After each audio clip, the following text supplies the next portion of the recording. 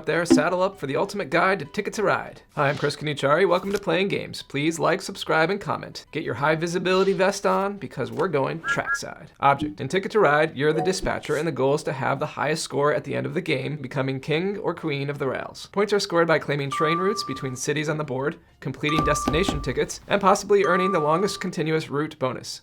Players, 2 to 5 players, but best with 3 to 5 for more competition on the board. Each player gets 45 train cards of their chosen color. Then there are train cards in various colors, destination tickets, each showing a route between 2 cities with a final point value, and scoring markers for tracking points around the edge of the board. Setup.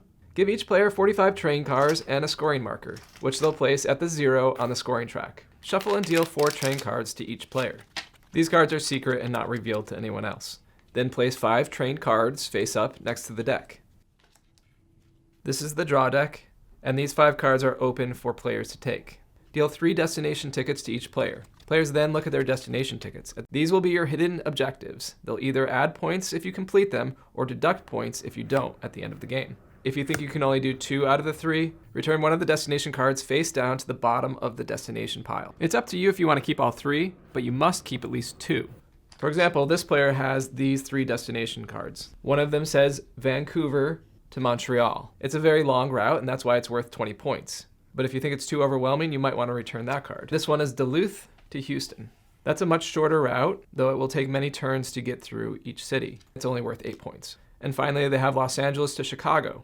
They might want to map this out in their head. Can I get from Vancouver to Montreal and connect down from Los Angeles there, and maybe connect back down to Chicago from there? As long as they're all connected, they don't have to be straight from one to the next. So maybe they'll keep those 2 higher cards and get rid of Duluth to Houston.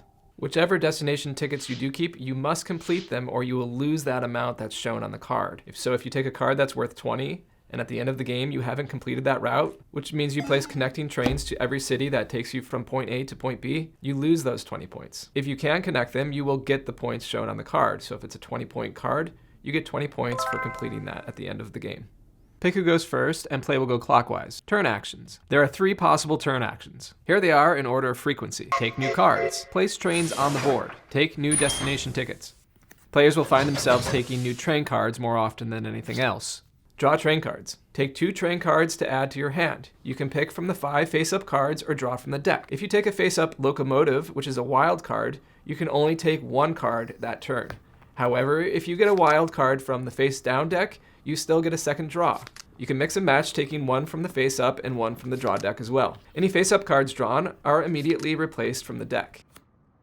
If 3 or more locomotive wild cards are shown face-up, collect all the face-up cards, put them in the discard, and deal 5 new ones. With train cards, there is no hand limit, and if the draw deck is empty, just reshuffle the discarded cards. You sort these cards in your hand, building sets by color so you can eventually claim a route.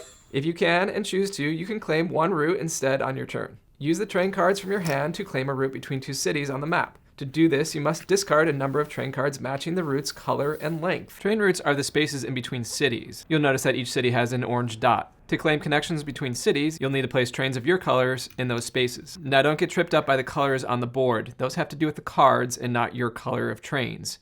Your trains can go on any color, as long as you have the correct cards that match the colors on the board. For example, if I want to connect Winnipeg to Duluth, I need 4 black train cards. If I can turn those in, I can claim this route. Gray routes can be claimed by any color, as long as all the cards you play out of your hand are the same color. For example, if I want to claim this route of 4 gray spaces, I can use 4 of any one color, or I can mix and match 1 color with wild cards, or I could even use all 4 wild cards if I didn't care. Either way, you show your cards to your opponents and put them in the discard pile. Now you get to lay down your trains in the route and score points based on the route's length. Longer routes mean more points. Ideally, your completed route helps you complete your longer destination route, which brings us to the 3rd option for your turn. Draw destination tickets. If you're feeling ambitious, you can draw 3 more destination tickets. You can keep 2, 3, or 1, but you must keep at least 1. And remember, any incomplete tickets will cost you points at the end of the game. Once a route has been claimed, it's no longer available to the other players. This could be a serious headache if you needed that route for your destination ticket, and now you must find a longer route as a backup. The exceptions are these double track lines, like here, here, here, here, here, and so on. More than 1 player can claim these, but the same player can't take both just to lock out the other players. Please note that in a 2 or 3 player game, the double routes are not in play. The first player to claim one of those routes is the only player that can claim it. End of game. The The game enters its final round when a player's train stock is down to 2 or fewer trains. Every player, including that player, gets one last turn. Then it's time for final scoring. Scoring points. Score each claimed route as you play based on its length. For example, a 1-car train route gets 1 point, all the way up to a 6-car train route, which gets 15 points. Destination tickets. Add points for each completed destination ticket. These cards and their scoring aren't revealed until the end of the game. For any incomplete destination ticket at the end of the game, subtract the points listed on the card. Too bad.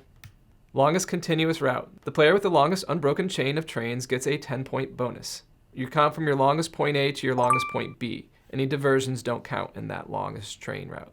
When we finish a game, we typically recount all of our train tracks and routes. You don't have to do that if you've kept the score well, but inevitably somebody forgets to count their trains at one point, and it's a good way to double check the score. After all points are recorded, whoever has the highest score wins. Tips and strategy. This game offers a lot of replay because each game is a bit different, and you can adjust your strategy in many ways.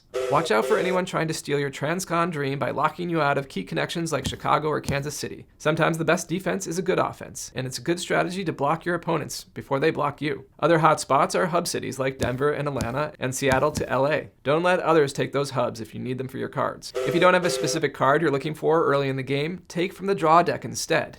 It will increase your chances of getting locomotive cards, because drawing a locomotive card is basically the equivalent of catching a Union Pacific big boy rolling through town. Those bad boys are wild cards and can be used to claim any color route. But let's talk colors. No, not the paint schemes of your favorite locomotives, though shout out to Warbonnet fans. Go for the gray routes while saving up for the specific color routes. That way you can use your other colors without falling behind. And you don't want to be left deadheading your way through the game. Get long routes early. Long hauls, especially the 5 and 6 train routes, are essential main lines for your setup. They don't just pull in the higher values, 10 to 15 points per stretch, they also act as key trunk lines, giving you a solid backbone across the map.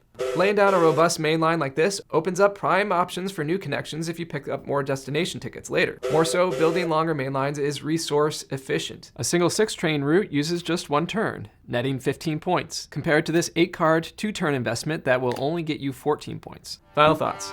Ticket to Ride is pure rail strategy, friends and family fun from start to finish. Do you go all in, stacking your manifest with ambitious destination tickets and risk major penalties if you leave any track hanging? Or do you double down on a solid trunk line, laying the ballast to capture the longest route bonus? Every turn is a mix of strategic dispatching, smart consistent management, and enough luck to keep the rails hot. And nothing compares to the satisfaction of throwing a switch right in your friend's path, sidelining their planned line just before they hit their terminal. You're not just placing trains, you're building the backbone of a Class 1 railroad system. The trackage rights, the carefully timed moves, the glory of claiming key hubs. It's like finally catching that rare Gevo Tier 4 leading mixed freight through a horseshoe curve at the perfect golden hour. Best of all, you don't need to know any of that rail fan jargon. Even non-trans spotters can hop on this train for a great mix of strategy, luck, and fun times with a game you can play again and again. Do you play it differently? Have any good stories about unpatched locomotives? Or just want to say hi? Leave a comment below. Please subscribe, share, and like to help keep this channel chugging. You are great. See you next time on Playing Games.